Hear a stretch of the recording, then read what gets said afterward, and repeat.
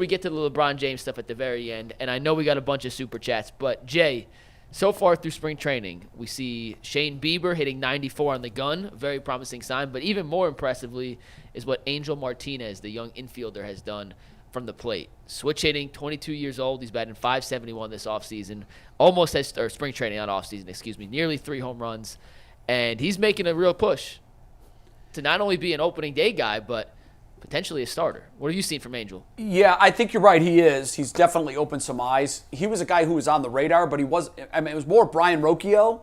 Yep. Was going to be the guy that pushed. And I think what we've seen is, sometimes it's funny.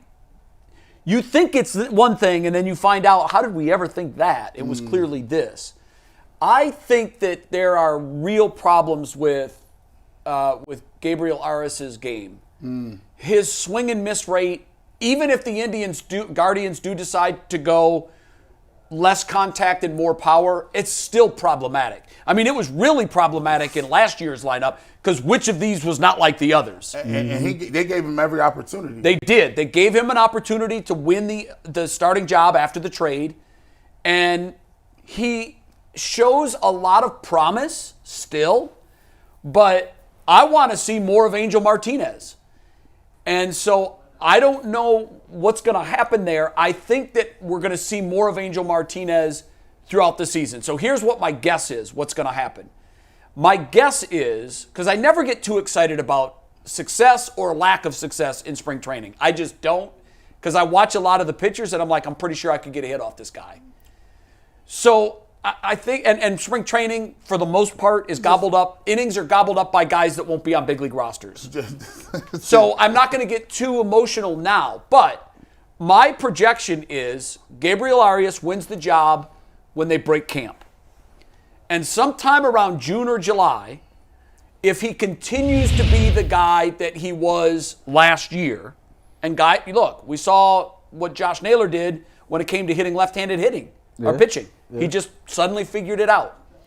But short of him figuring out how to put bat on ball more often, I think we'll see Angel Martinez at the big league level sometime this year. I started to text you yesterday because Mike sent out the rundown and I tried to do my due diligence to prepare.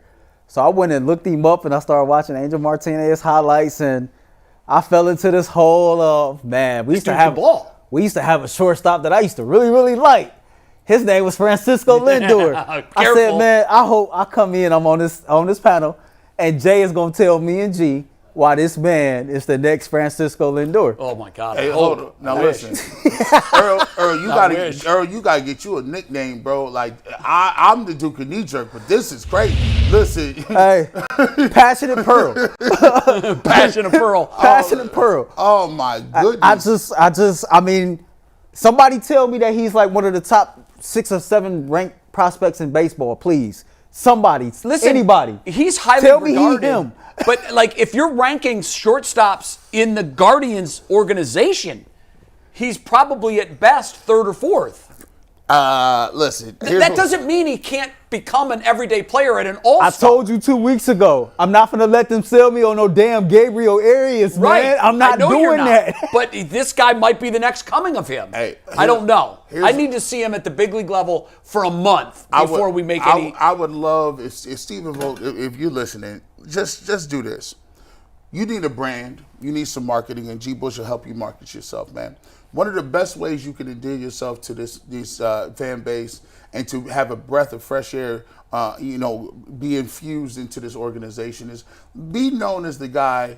If you come to the Cleveland Guardians, this is a place we give young guys an opportunity. This is the land of opportunity for the Guardians. If you've been in a AAA and maybe you got moves around, we'll give you a shot. I'd rather give Martinez a shot than somebody I already seen 1,000 at-bats from. Give me the young guy and give the young guy an opportunity to come take it. You can always go back to the vet. You can always go back to him. But what you do is you give yourself an opportunity to play the young guy, and now you can infuse some talent and say, look, well, I'd be interested if I get to show up to the park and they telling me, oh, well, we operating our stuff like a 4A. But we still playing major leagues. And before, it was a bad 4A because we developed people, put them in the minors and send them off. The good 4A is we play our guys, develop them, and then give them an opportunity to become superstars. Yeah, I this one's tough because I can't imagine that they're going to cut bait on Gabriel Arias already. He hasn't had 1,000 at-bats. I don't know how many at-bats he had last year. And Steven Vogt got the nerve to be wearing number 12, and you going to put Angel Martinez in a rundown to try to get me all hyped up about a dude who I think was supposed to be Frankie, and my manager wearing Frankie number? Now, Whole damn segment is out of pocket. Arias, right? Like, so, all right, well, here's the thing about Arias. Could you keep him on the roster and platoon him different places? No, I don't think so. I think if because they had him at third a little bit last year. No, I know, but he's not. I mean, Jose's got third nailed down, and barring an injury to Jose, he's going to play there every day. I don't think it's really tough. I mean, we talked about the positions that we know they're looking at. We know they're looking at right field. They're likely looking at center field as well. Mm-hmm. But I think the toughest of all of them is shortstop. Yep. If you decide that it's not Arias, you have to be certain because you have to move Arias then. Really? Well, what are you going to do with him? What are you going to do with him? Is he? I don't know, how old is he? 20. How old is Gabriel Arias? 23? 23, I thought. I'll double he's check. young. He's a young dude. It's not even about options.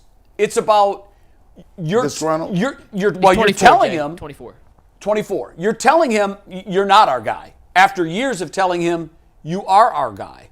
But that was under a different regime, though. But can he? Well, not really. I mean, a manager, but the general manager in the front office, the group that shapes this roster, has told him you're next. So let me ask you this. And now you're telling him you're getting leapfrogged by maybe two guys. So you're best off dealing him. I think this was maybe 2 seasons ago. I need you to correct me if I'm wrong. Somebody got hurt, and we seen Jose playing second base some, right? Was that second base or shortstop that he was playing? I don't remember him playing out of position. I don't. I think it's when not to say that he hasn't played. It was at 2 second seasons base. ago. I can't remember. I can't remember the dude name we had here. He was sliding over to third base, and I think Jose was playing. It may have happened. I have a vague remembrance. The question I'm asking is, you don't want him at second base. Can Arias play another position outside of shortstop? Well, second and third are locked down. Can he play in the outfield any? No. I mean, could you shift Jimenez to shortstop to open up second base? Well, that's been discussed. That has been discussed. But in the same breath that it was discussed in, I think it was Chris Antonetti, his quote was, you then weaken a position that is one of your strengths in doing that. So is it an option? Yeah. But honestly, he's been so good for you at second base. You've got 3 guys that you're looking at. I think really the biggest question coming out of spring training is who's your shortstop. I do. I used to think it's who's your right fielder. But I don't know that, and that's still a question. I think Will Brennan is, he had a little bit of pop. We saw he homered, I think, in his second spring training game. I don't think he's homered since. But I just think that right now shortstop is the biggest key. I do think that knowing historically how teams deal with these things, they're cautious, and here's why. If you make a move and you say Arias isn't the guy, then you almost have to clear him out of the organization. I don't want to send that guy down and tell him now you can win your job back. He's lost the job. If he's lost the job, you have to be sure that the guy you're giving it to is definitively better than him. You don't want to find out in May when Martinez is hitting 199 that you made a mistake. And real quick before Mike move on, so talking to my guy, you sure he not Frankie? No, I'm not. Damn, man. No, you can't be. Damn. You can't be sure. I mean, I'm not sure that he's going to be Frankie. I'm not sure he's not. I would tell you that the odds of him becoming Frankie are far greater than the odds of him not being Frankie. I mean, Frankie did hit 40 home runs almost one year. Frankie's a freak, okay? Frankie's a generational talent. Yeah. And I still cheer for Frankie. I know that's unpopular, but that's my boy still. I like him personally. That's my homie, man. I root for him.